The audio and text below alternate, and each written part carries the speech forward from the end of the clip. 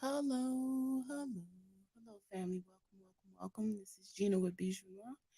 You are tuned in to the Blackness. I'm really happy to be here with you guys today. What is this, like Tuesday? Yeah. Was it? No, Wednesday. I always get thrown off by the holidays or whatever days they call those days. What was it? Memorial's Day. That's a whole different topic. We're gonna get into something. This is something that I'm doing, on the side where I'm going through the list of all the ancestry through my ancestry.com DNA results.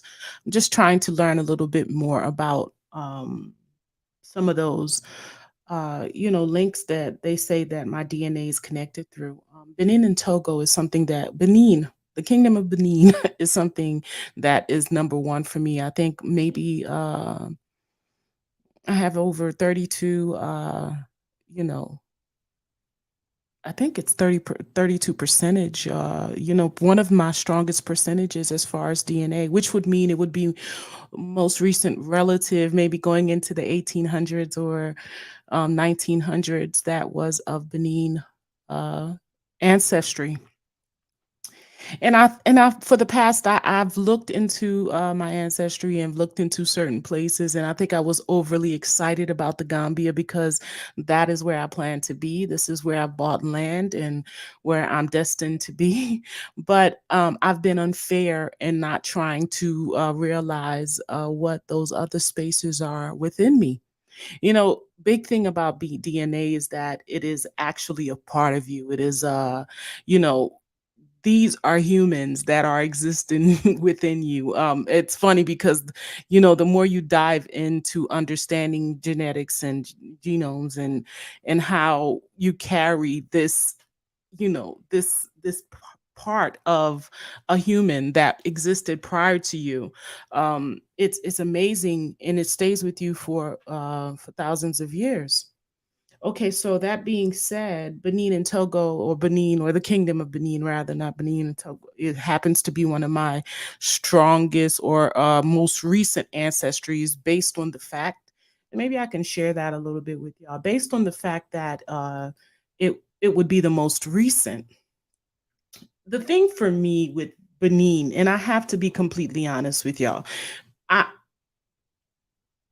my first interaction or knowledge of Benin was in reference to the slave trade and how they had played such a part in the slave trade itself.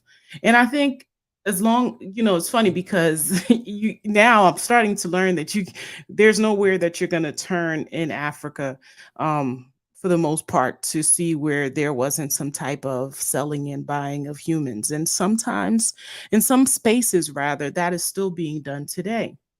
I think I had turned away, and it's funny because most Haitians, like me, have a very strong connection with Benin.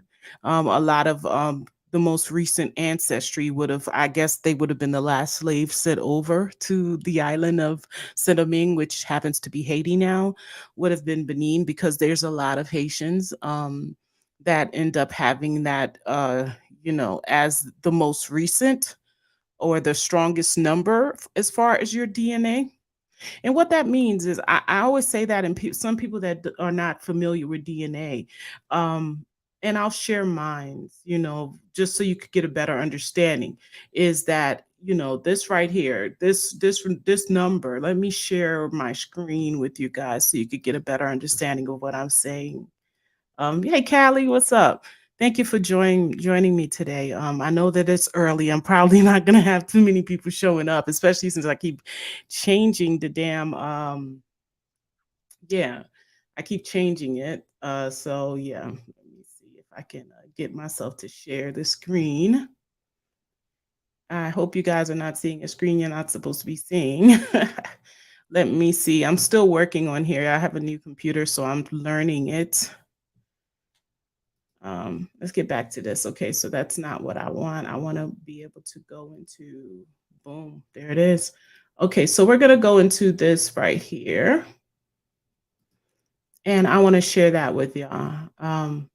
So we're talking about Benin and Togo. 39% of my DNA links me to Benin and Togo. What that means, though, in all actuality, is that this would be the most recent. And you learn that by getting a more understanding of what DNA it is and how it comes to be and why the lowest numbers represent a stronger connection to your oldest or ancient ancestry. Okay, so that being said, let me get into what I was talking about earlier. I didn't really look. I think when I first got my reading, maybe that was maybe around uh, 2019, 20. I saw Benin and then I immediately went in because I'm one of those kind of people. I want to learn what are these people like, blah blah blah. And then I've read about it and the fact that they had a lot to do with the slave trade. It turned me off, and I'm being very honest right now. It definitely turned me off, and I was like, okay, next. Okay, that was not, and it's sad because 2 years from 2 years later, I'm now realizing that, man, there was so much of that cross selling and buying and selling and buying. And I just don't understand where our minds, our hearts, our souls were at that time. So, yeah, I'm now turning back and trying to do right by my ancestors and learning as much as I can. So I'm starting from the beginning. And for me, that means the most recent ancestry, which would be Benin. I want to share with you guys some things that I've learned today. Now, the title of this is "Give Back the Art," and their heritage. Give it back to them. And and when I talk about this, it's like there's an aspect of there's certain things that's never going to be able to be given back to us as a people. When we talk about reparations, off top, that's a big topic of itself.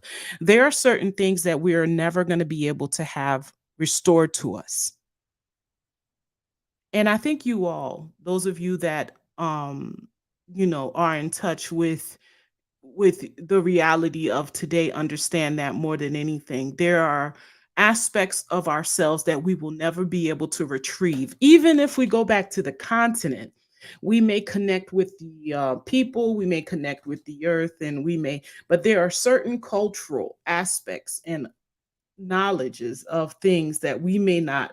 Maybe our children, if they remain culturally connected to the continent once we get there, if we go there, they may have a better understanding, but there are certain things that was taken from us, and regardless of how much we are inclined to believe that we can receive those things, no, they cannot be replaced.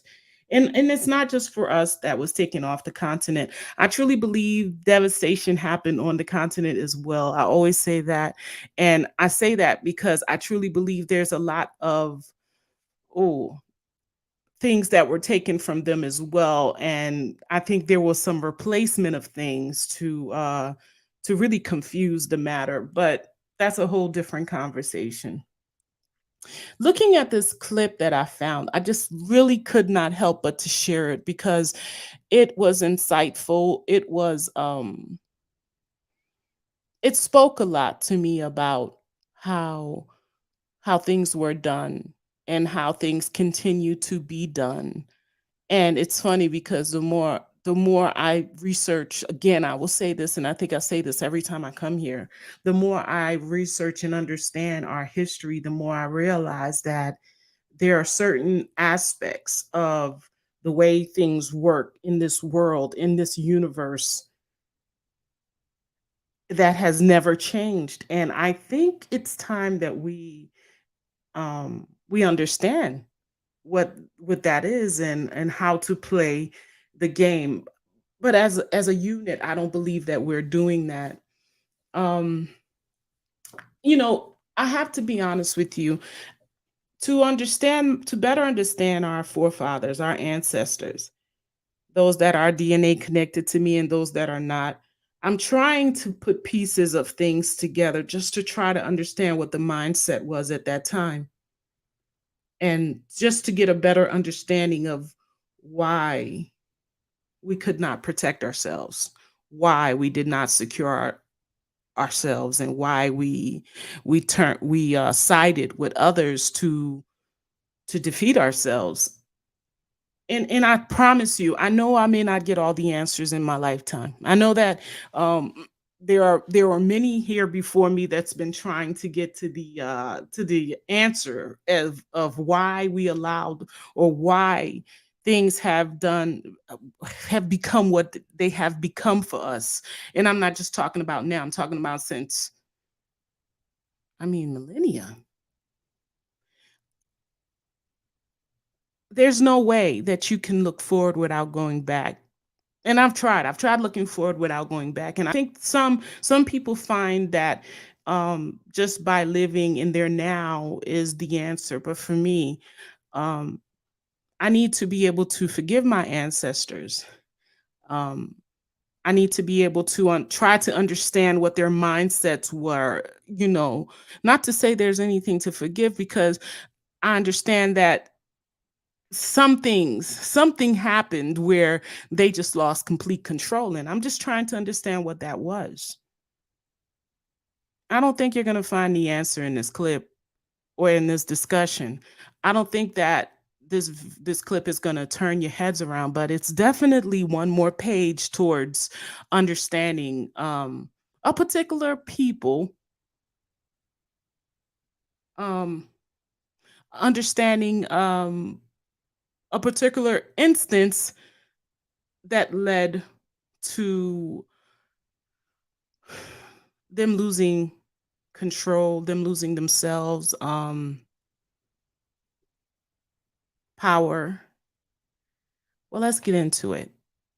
You guys share the video for me. Let's get more people to watch. I know that this is early. I was intending to make this a full on conversation. We could still have a conversation about it later, but I really wanted to share this clip and really get my opinions out there and thoughts out there without um, a full long conversation about it, because this is really serious to me. I'm really trying to dive in, and I feel like, you know, the more I dive in, the more I realize how it must have felt, um to be in those times, to be losing so much control and unraveling and selling each other out. And man, it disturbs my soul to realize that, there has not been a time, or it does not seem like there was a time where we were able to really stand in a strong place. And I know that I'm saying that, and in the back of my mind, something is telling me no, there was a time. Yeah, I just haven't bumped into it yet. I'm still unraveling this thing, but what I can say is this: there are certain things that have not changed. You know that old term, the more things change, the more they stay the same. It seems like there are certain things that have not changed for us in our relationship with others. If we can't do anything, I would suggest, I would expect, or I would hope that we should be able to learn from our ancestors. Here's the clip, y'all.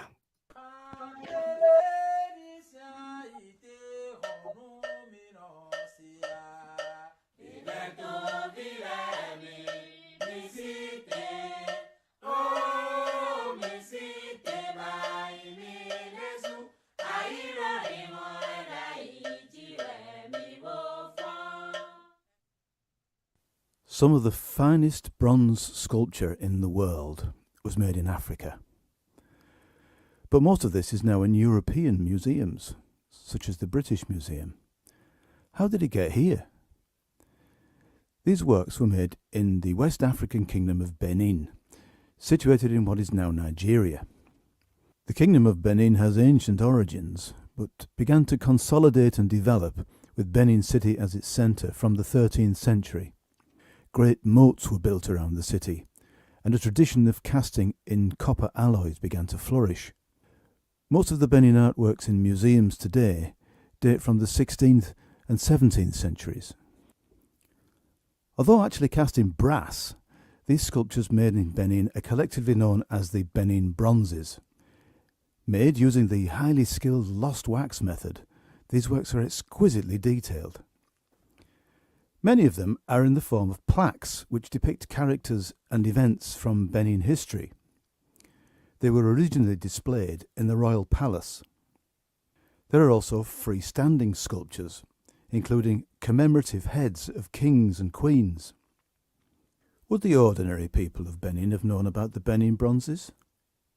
We put this question to Dr. Linda Buckley, a retired Open University associate lecturer who's done extensive research on Benin art and on how it ended up in Europe.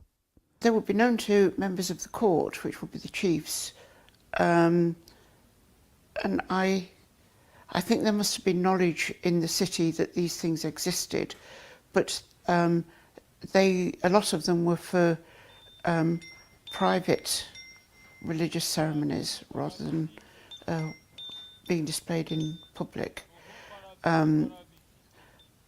Though I think bronze casting in Benin was a well-known art, and I believe that there were more brass foundries and casters than just the royal ones. To find out how the Benin Bronzes have come to be in Europe, we need to go back to the 19th century. Britain had been trading in various commodities with Benin as an independent kingdom long before this. But in the 19th century, although the king or Oba of Benin maintained tight control on exports, the trade relationship developed. It was extremely well developed in some ways. If you go right back to the 15th century, there'd been the European trade with Portugal. But then what was important after that, the most important trade after that was probably the slave trade, in which Britain was very heavily involved. But then after that, after the abolition of slavery, at the beginning of the 19th century, the next stage really was what you could call exploitation of the local natural resources, and in particular palm oil, which was required in Britain for the follow-on from the Industrial Revolution. So, I stopped here because when she mentioned that palm oil was required, there's always been a need for these people to go into Africa and take what is required to make their systems work. The disrespect, the part that really offends or bothers me is the fact that they go into Africa to take what they want, to make their systems work. But they show no respect or appreciation. I mean, Africa should be one of the richest continents. It should be one of the most, well, it is. But in essence, Africa and its people should have no work to do. They should have, basically, they are fueling and have been fueling. I mean, so palm oil is what they used to use to make things work for them. Their trains, their equipment, lighting systems. It was palm oil. And it was a requirement. It was something that they required to make things work for themselves and so why is Africa the face of poverty? And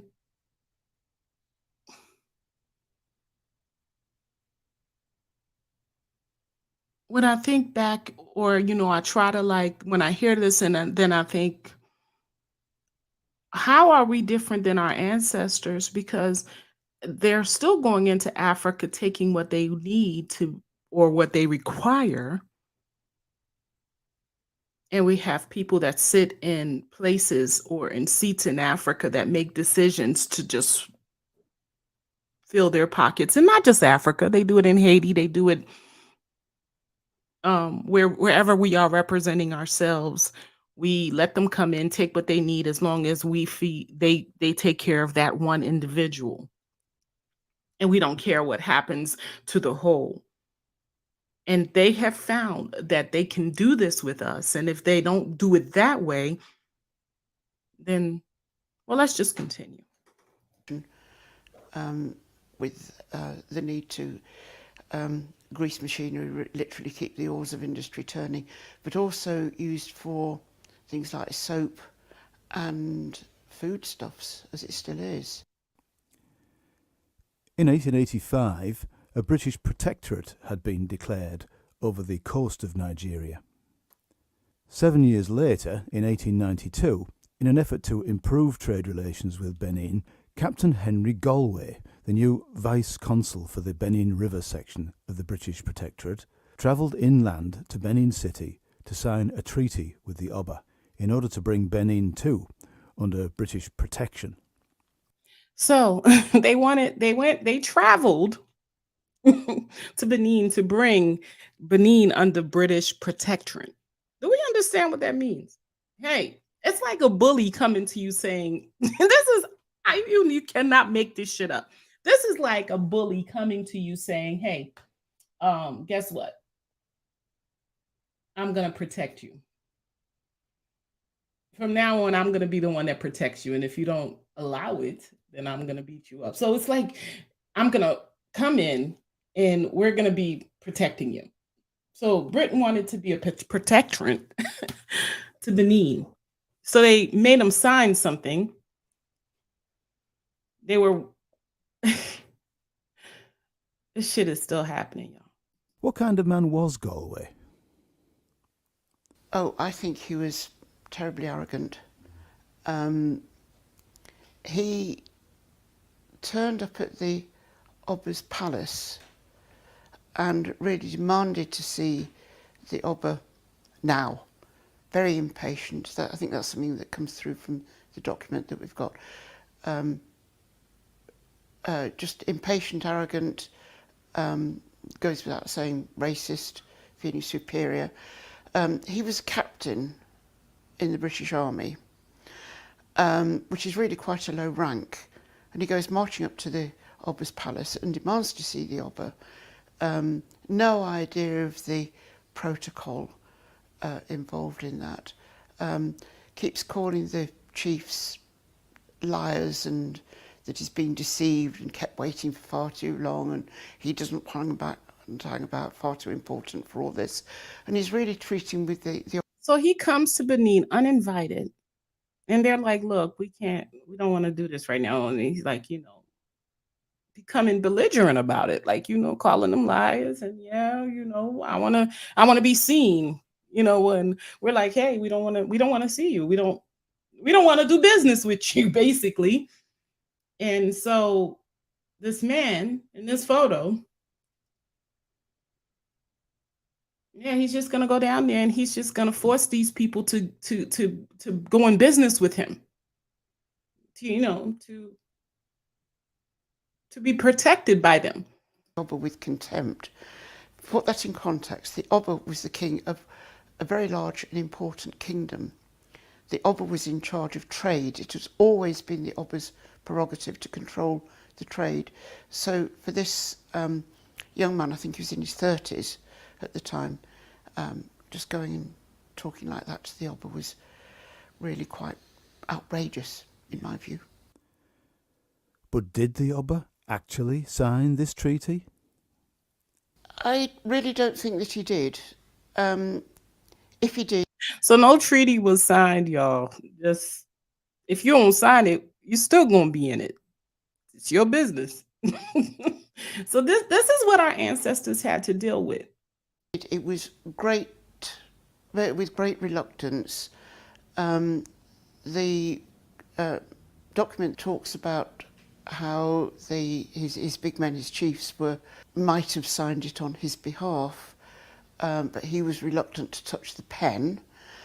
And if you think about it, the whole idea of signing a treaty, actually signing something, signing a document, even having a document, something on paper, is really quite alien to a culture which records its history in different ways. The Bronzes, for instance, are historical documents in their own right.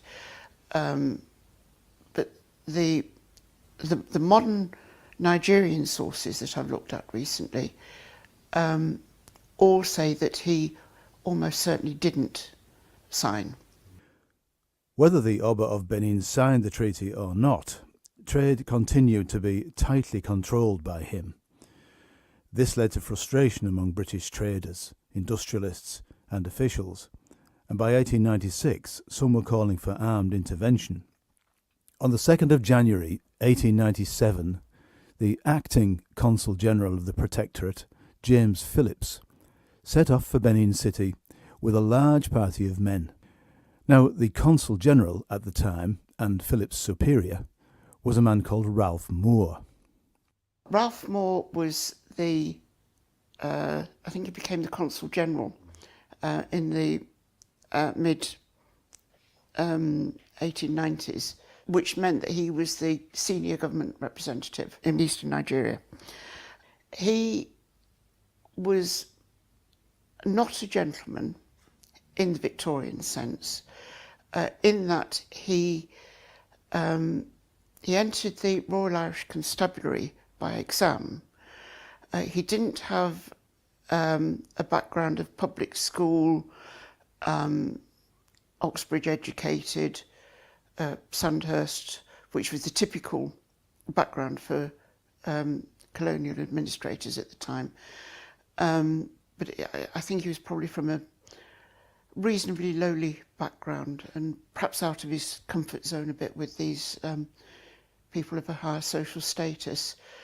Now, I think it's interesting that he's got this background in the Royal Irish Constabulary because working in Ireland, an Englishman working in Ireland in that capacity in the 1880s, in what was really a militaristic police force, would have really given him a certain mindset when going off to West Africa.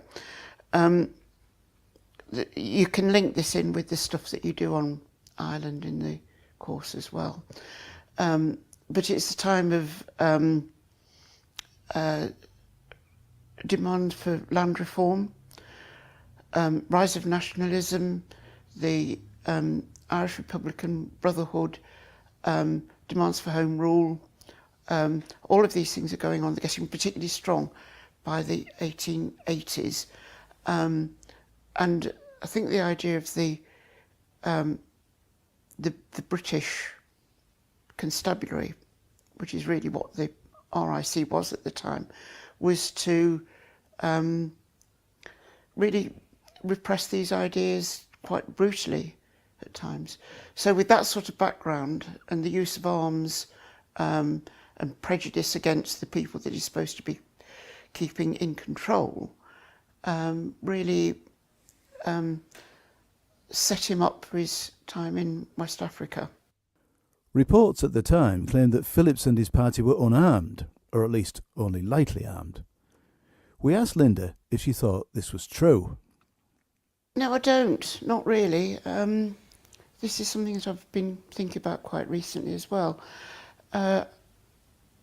What had happened was that in November of 1896, when Moore was actually on leave in London, Phillips had written to the Foreign Office requesting permission to go to visit the Oba, to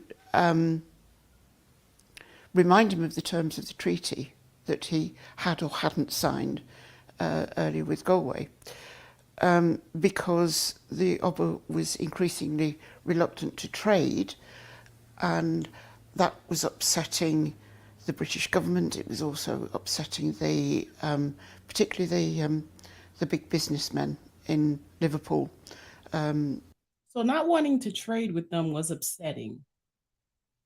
I mean, did our ancestors really? I mean, when you think about it, this is something that was happening in Benin. This is an instant in Benin, but this was going across all of Africa. No, not just all of Africa, all the world. When these people want something, when these people want something, and you don't want to sign their little paper to say that you're going to give it to them for their protectorate. Could you imagine? We're going to come here and take all your resources and we'll protect you. From whom? From you? You're going to protect me from you. This bully is coming to your house. He's saying, guess what? For your protection, I'm going to come in here and I'm going to take A, B, and C. But I'm going to protect you from other people like me. How about that? How about that? How about I protect you? Because think about it. The treaty was about them being able to take the palm oil, which they used for all types of things. It was what was required to have their systems work and make money. And what they were offering these Africans, our ancestors, were protectorate from people like them. We'll protect you from us. How about that? By you giving us all the things that we want for nothing, we'll protect you. We'll give you, we'll stop other people like us from coming in and doing what we're doing to you. Interesting. Where the palm oil was taken into. And I think there was a bit of a fear that British industry was going to literally grind to a halt if they couldn't get this palm oil. It was such an important commodity for them to get. Anyway, Phillips had written to London and said that he wanted to take an armed expedition. So because they didn't want to go with the treaty and sign anything and say, hey, you'll come protect us and you'll just come take our stuff, protect us from people like you. Well, he went back and he's like, I'm going to send me an armed expedition. The word expedition is used a lot, y'all. And we need to really start looking into this word expedition, because what this means is that, we went down there and we asked, now we're about to go take.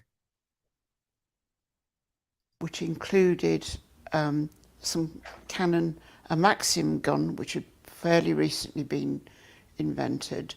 So this is the gun that was invented at that time. You see the bullets. Don't look like a gun to us now, but this was what they took to go and, this was the expedition, an armed expedition to go have another conversation about this treaty, where they would offer protectorate and take resources from the continent, from the ancestors of our people. A rocket apparatus, he says, altogether 400 soldiers, and a fife and drum band, which I rather like. Quite what he wants to do with that, I don't know. Now, he set out on his expedition with 400 bearers who might have been thinly disguised as bearers rather than in their full uniform. I think that he actually took all these armaments with him, even though they were concealed in the baggage. Phillips set out, part of the way was by boat, and then the last bit was trekking through the bush, the jungle, which is pretty arduous going. I don't think that he would have gone without all these armaments if he would then have to come back, collect them, and then go back and have an armed raid. So I think that his plan was to approach ostensibly unarmed, and then if any attacks occurred on him, to whip out all these guns and whatever, and bring out the dangerous weapon of the fife and drum band, and go on and dethrone the Oba, which was his clearly stated purpose. So basically, the plan was to go there and see if they could talk again. And if the talks didn't lead to them getting what they wanted, which was the resources at that time, palm oil, which was very much required. The plan was to then take it by force. If they can't have another nice discussion about it, and I like what you said here. Whenever a European gets their back against the wall, watch out. Not having their way can be extremely dangerous. So basically, we were gonna have a talk again because you denied me the first time. We're gonna sit down with you and say, "Hey, can we do this? I'm gonna offer you protection from people like me, and you're gonna give me everything I want. And for that, again, I'm gonna protect you from people like me." And so it was gonna be this time. It was you could get with this or you can get with that type of thing. Plan A is we have a discussion, you sign the papers, we come and get all the resources, we use you as workers to get the resources, and you just give us resources. Or plan B, well, let's see what she says about plan B, because I think what she's saying is that took machine guns or, and 400 soldiers for plan B. This expedition. He was asked by one particular group of chiefs not to approach Benin at that particular time because the Oba was involved in important ritual, religious services and whatever. Okay, so just to go back a little bit, she said something to the effect that when they got there, he demanded to see the Oba, because that's who he wanted to take down. And the Oba was in ritual. There was a spiritual service going on there at that time. And we'll continue from here. So he was asked to wait, but he didn't. He went on. And a group of Benin soldiers then attacked the expedition. I think there were 8 white men and 400 Africans with them, and they were attacked. So listen, 8 white men, 400 Africans with them. Where did they get these Africans that was with them? 8 white men, but they had 400 Africans behind them. Think about that. 8 white men, 400 Africans to do their bidding. I think Phillips might have been quite naive. He was doing this without the authority of London. He seems to have had something of a brainstorm to just go ahead and think that he could approach like this. And so he was killed. All the white men were killed except 2 who managed to get back to the coast, get back to the headquarters of the British colony. The African soldiers, I think probably some of them were killed. I expect just a lot of them just melted away into the bush, which would have been much easier for Africans to do, being used to the climate, the territory, and all the rest of it, and they could easily have just sort of dissipated into the bush. This part, okay, so they were killed. The white men were killed, and the black men that stood behind them ran into the bush. So they they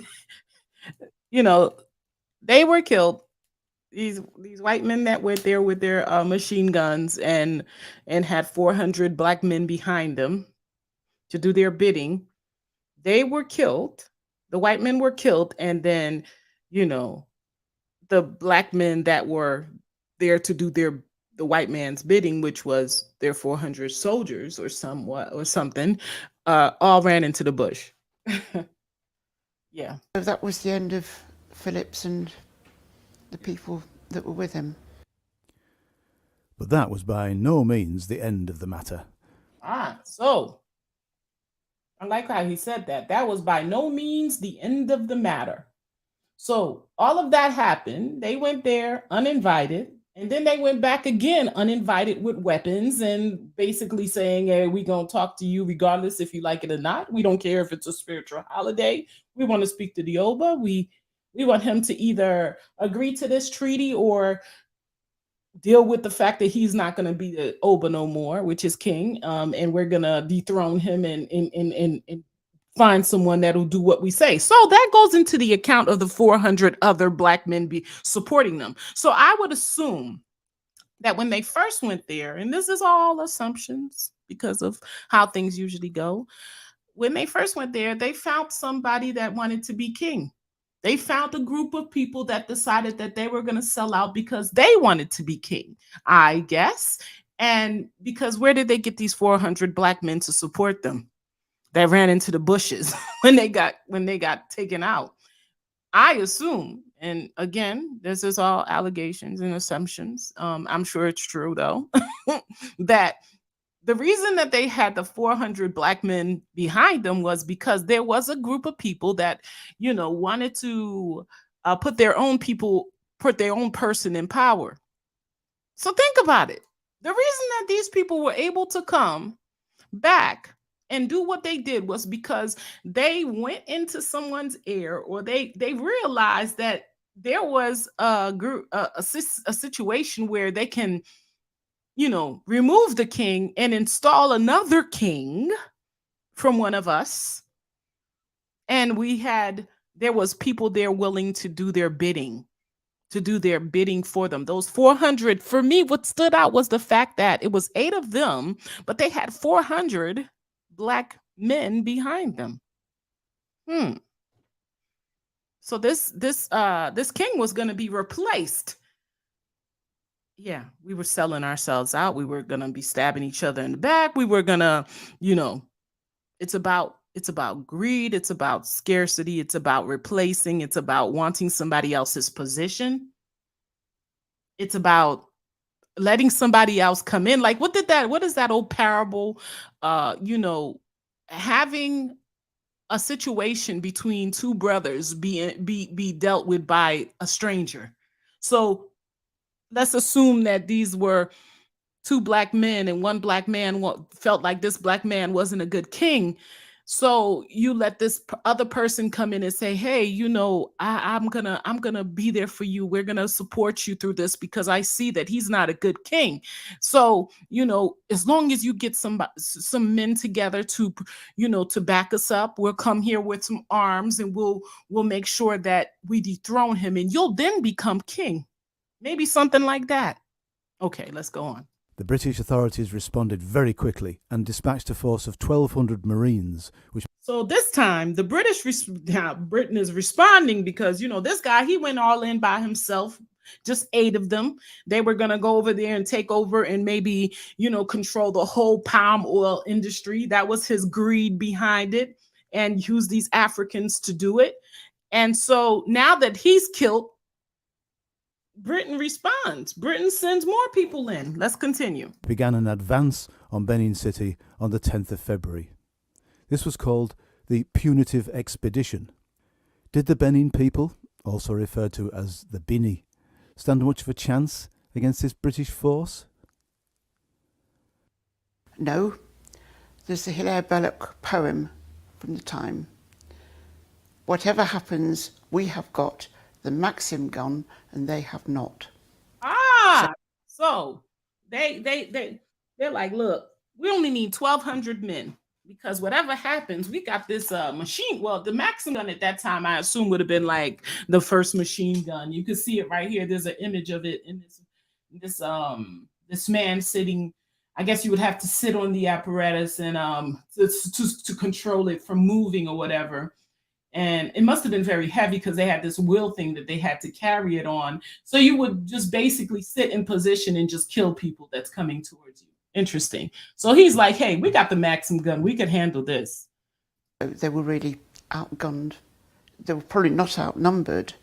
I think, again, it's a note of the arrogance of the British that they thought they could make do with quite a small force. But they thought they could do this with a fairly low number of troops, because they expected the Benin just to give up and run away. In fact, they did put up a very good fight. But it was... they just weren't going to win. After this fierce battle, Benin City was taken, and much of it destroyed by fire. So the Benin City was taken, and of course, whenever they take anything, they destroy it. They go through and destroy it. And I used to wonder why that was, why they would go in and destroy it. And now that we are on the the steps of another destruction happening in society, where they're trying to destroy history by not teaching children the truth about what their ancestors did in regards to slavery, in regards to Jim, everything in regards to all that has happened.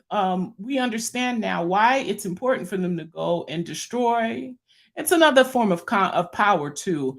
Go in there and destroy everything, make these people look like they had nothing, and interesting. Obo was deposed, some of his chiefs were executed, and Benin came under British rule. It was during the conquest and looting of the city that the Benin army... Look at these faces. Oh, I wish I could blow this up for you guys. This man, I mean, now that they've taken over, now they're just sitting back looking at the bounty. Look at all this stuff on the ground. I know you guys can't really see what this is, but they went in there to get a treaty to get palm oil, right? Let's say these people were, just greedy and just, that was it. That would have been one factor. They would have left the people alone and maybe took the resources that they came to get. But they didn't just stop there. They went in there, they burnt, they destroyed. I'm sure they raped, they killed, and did all kinds of travesties. And they took these things that these people had created, these things that these artifacts that were made by these people. So it was like, you not only want the resources now, this goes to, for me, it goes to the depths of their greed, their sense of wanting wanting everything. It wasn't, they could have just stopped and said, okay, they got the Oba installed, they took over Benin and left the people alone and just took the resources or whatever. And that palm oil, if they had only taken the palm oil and left the people in their huts and gave their people their freedom or whatever, they would. But there's a sense of we have to basically, we're going to take everything and leave you so weakened that you will never be able to stand up and fight for what it is that, to stop us from taking whatever we want here. We're going to devastate, and we're going to take everything, anything valuable, and anything that's invaluable will burn. Interesting. Artworks were found by the British troops. They were subsequently packed up and taken back to England as war booty, and then sold off to pay for the punitive expedition. They were sold to museums and private collectors. So that's how they ended up in European museums, like the British Museum, and museums in Germany and France. News of the punitive expedition soon appeared in the British press. Reaction came very swiftly. Within a week, there were newspaper articles appearing, loads of them, really decrying this expedition and really stirring up a kind of storm of moral panic, and I suppose giving... Hey, Hey guys, please hit the like button so this video can get some recognition. Share it on your social medias. I really want our people to understand what our ancestors went through. And I'm really trying to make a big attempt, and I'm going to keep trying to push the real narrative of what actually happened. And this does not even touch the surface, but this will inspire others to dig some more and maybe be able to offer more answers. It's a puzzle, y'all. We're putting it together. Please share, like, subscribe if you haven't. Um, Again, share it on your social medias. Justification for the punitive expedition to go ahead in February. This will be straight after the Phillips massacre. I've got here an extract from the Daily Telegraph of January the 12th, 1897, and it uses words like a powerful theocracy of fetish priests, famous for its human sacrifice. And it says the king of Benin, this tyrant, would not allow his own people to crack palm kernels and sell gum or collect rubber, that he turned back British subjects who have endeavoured to open up trade, and that the produce of his country for outside commerce was lost. So you've got, on the one hand, the wickedness of the people of Benin, particularly the Oba, and on the other hand, I don't know if you guys caught that. So after all this is done, now here comes the ruining of reputations. Now they're gonna talk about all the reasonings why they had to do what they did was because look, we had to, go down there and destroy everything they had, steal everything they had, and take the resources, remove the king, kill the chiefs, because this guy, he wasn't a good person. His people, they were not being treated. He was such a bad person, and we just had to. Don't they still? Aren't you? Isn't this something that is still being done today? Anytime they go somewhere and they want to justify taking somebody's resources, the campaigns begin. And so what she's saying is that soon as they got back to Britain, there was a campaign to talk about how these people were. And they were cannibals, they were, you know, treating their people badly. They were, this leader, he was just the worst. Come on. what was regarded as a civilising mission of bringing trade to Benin, and how detrimental it is that the Oba won't allow this trade to go ahead. And it's this double-sided thing. I mean, really, it's all about palm oil. You know, yet another war over oil. We're familiar with them. Different sort of oil a century ago, but even so, there we go. And similarly, when the punitive expedition reached Benin, I think there's an extract from one of the sources in the documents that you've got. And this one is the Sheffield Independent, Wednesday the 24th of February 1897. So again, it's very soon after the incident, I think within a week or so of the incident. And this one talks about the King of Benin has at last been sharply made to understand that he cannot treat peaceful white men as he treats his wretched subjects. So the King of Benin has been made to understand, this was an article that was written then, that he cannot treat peaceful white men as he treats his wretched subjects. He can't treat us like he can't treat us that way. He can't treat us like he treat his own people. Now, that's deep right there. He can't treat peaceful, and the word peaceful white men, like he treat his wretched subjects. That stood out for me. I still have some digging in to do with that one, man. And so that was written in their newspapers and articles, to let their people know that, hey, We had to let these people know they can't treat us like they treat themselves. His capital is now in British hands. And it goes on about how the British had used the smartest tactics and the most sterling pluck, and it stirs the heart of the British.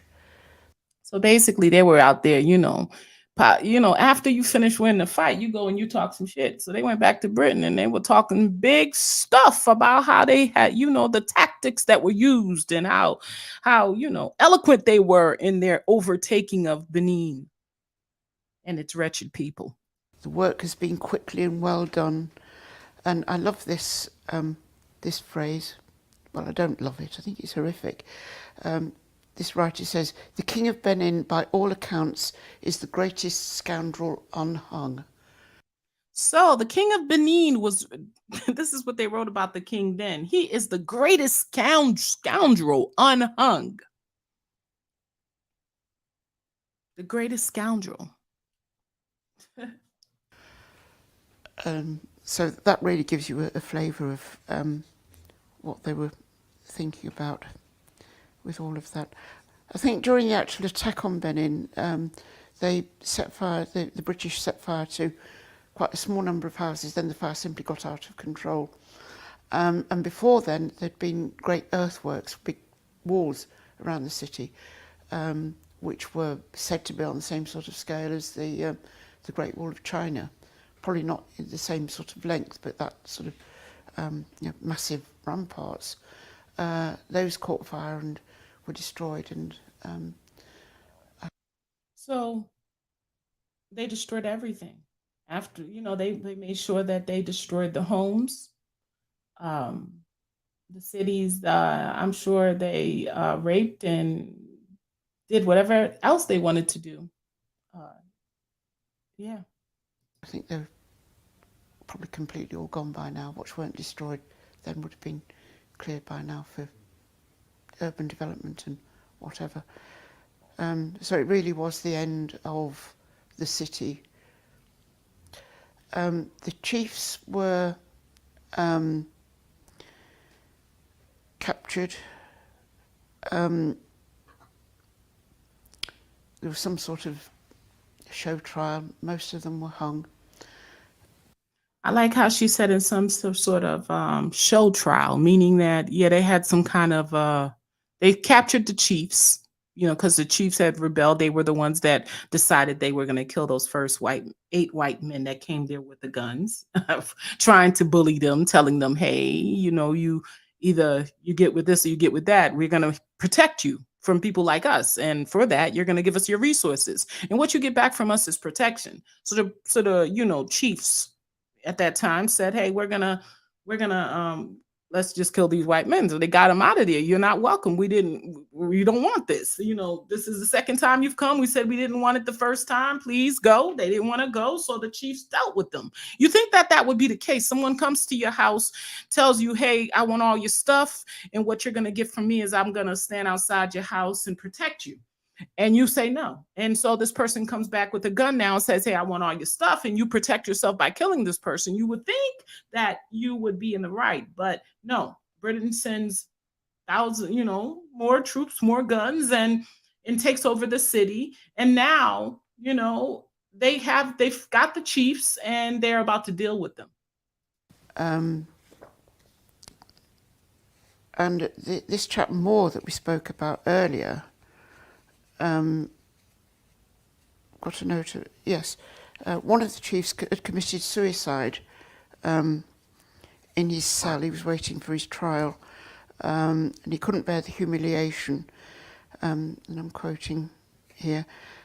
Major Ralph Moore determined to show the natives the power of the white man, so he ordered the man's corpse to be hung in front of the ruined palace. Some of the officers and soldiers of the Niger Coast Protectorate further desecrated the corpse by using it as target practice. And this is the man that's bringing civilization. So the man that killed himself, he said, oh, okay, you're not going to get away that easy. He took the corpse and he hung it so everyone could see. And so he could show what the white man is capable of doing. So even in your death, you will be humiliated. The British press portrayed Benin and its people, the Bini, as barbaric, which led to great puzzlement among academics when their artworks arrived in England. So this is the part. They portrayed the Benin, the Africans in that space, to be barbaric. And so when they start bringing home the stuff they stole from these barbarians, it displayed something completely opposite. So, they're the ones of them that know how to read were like, well, how are these barbarians creating these things? They could not have created these things. These barbarians, you got this from these barbaric people that were just sitting there eating each other. How could such sophisticated art have been produced by such barbarous people, they wondered? Barbarous people. One of the things British journalists and writers focused on was the practice of human sacrifice in Benin. There was human sacrifice. An anthropologist writing in the 1950s, Ori Bradbury, who wrote an excellent book on Benin, maintains that human sacrifice was part of the of traditional religion. But what happened was that the 12 worst criminals who were due for execution were chosen. They were executed, and then their bodies were displayed on the crucifixion trees. They were not. Crucifixion was not the method of execution. So it was probably public execution, but then display of the. I like how she said, when they're talking about sacrifices, what was being done was the worst criminals was chosen to be sacrificed at a certain point for ritual purposes. So you had to be like the most dangerous type of criminal in Benin to be chosen to be sacrificed. And this was something, public church sacrifices was being done all over the world at that time, but they highlighted, and this was one of the things that they were highlighting as the justification of the evil that existed in Africa. Bodies afterwards. And we might feel absolutely appalled by this, and quite right too. But there'd been public execution in Britain until 18... So she said it. So in Britain, they were doing public executions as well. Until when? 1868. 1868. Went on in the United States until 1936. In the United States until 1936. And in France, using the guillotine until 1939. The Benin Bronzes are now displayed in the British Museum and other museums in Britain and Europe, including France and Germany. They were firstly displayed as anthropological or ethnological artefacts, but more recently they've been treated and presented more as artworks. But how should they be properly understood? Probably, I think they can only really be understood in the context of Edo ritual and Edo religion, which is to do with worshipping the head, specifically, of the father. So when a man dies, it is particularly his head that is worshipped, which might explain why there are so many representations of heads that we get in this collection. There's also a belief in reincarnation, whereby when a man dies, or even a woman dies, the next child born in the family is a reincarnation of that particular individual. So you get names which mean things like mother has returned, or the brave warrior has come back to the house. So it's and it's quite those sorts of names are still used an awful lot amongst both the Yoruba and, I believe, Edo as well. So, I mean, I believe that they're art in the fact, the way that they're made, and they're beautiful, and you can admire them and go and look at them and say, wow. You know, there's certainly all that associated with art. But if you want me to start defining what is art, Paul, I'm afraid we'll have to leave that to another day.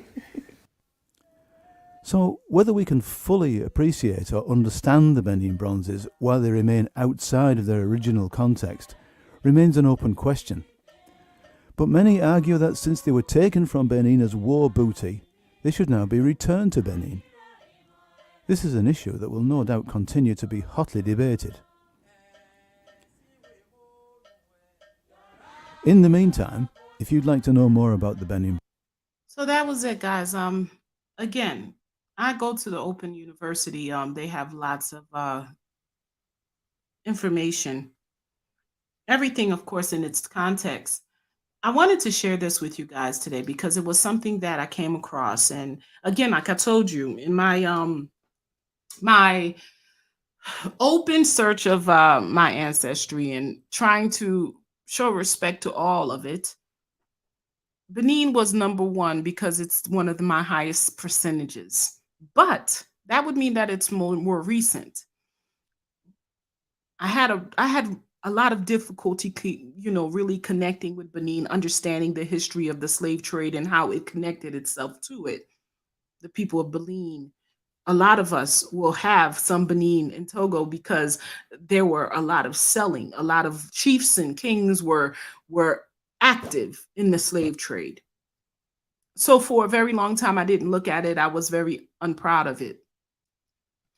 But coming to terms with my feelings about that and really putting aside any judgment and trying to really come to terms with something I heard from Rokoya a long time ago is we really don't know, and that our ancestors truly fought. And this clearly proves that there was a lot of manipulation. And it seems like, man, the bullying continues. We still have people, or we still have other forces coming into Africa and Haiti and all these other spaces, Jamaica, wherever we are, America, in our blackness. Our brothers and sisters in America still deal with the uh the strong hand of the bully telling us, hey, this is what we want, and we want this, and we'll offer you protection from people like us. That's what you're going to get from giving us what we want. So I hope you guys enjoyed this. I hope you do some more research into Benin. I know I am. I'm still learning. I'm still trying to I think the next time I talk about Benin is we're going to get a perspective from Africa. This was a historian, um a European historian, and I wanted to get that aspect. I felt like she was being as honest as she could be. There was a lot of stumbling, pausing, and you could tell when somebody is trying not to give too much information. If anybody out there finds more detailed information, hopefully from the continent, on what truly went down in Benin, I would be interested to hear it. I am here to learn, not saying that I know anything at all. This has been very interesting. And 32% of my DNA is of Benin. And so knowing that little bit of history, knowing what happened and how these people were presented with, you can get with this or get with that type of situation, for these people to, for these Europeans to come in and take whatever they want and do what they will, and the destruction left behind because of it. Man, this was an amazing discussion for me, or a finding for me. It's really caused me to want to go and learn more about this situation. And with the knowledge of what happened to them, I am starting to embrace what I could not embrace before, because now I have understanding. It's not what they told us, where they just sold you. No, it's more than that. There's so much more to this thing that happened to us, and I'm here for it. I hope you guys enjoyed what I shared. Please share this discussion. Hit the subscribe button if you haven't. I want to thank my members on this channel. I want to thank those of you that show up for these short discussions. I plan to be having longer ones. I'm just really growing in some spaces that I needed to grow, and I'm hoping that you are here for it. We will be having a long discussion about Benin, but I first want to find some facts from the continent before we do that. I think it's an interesting subject. I think it's one that is paramount to all of Africa, because I think this was happening across all of Africa in different times and different spaces to different people, but to us all, because we are one. And that being said, I'll say the Blackness. Thank you.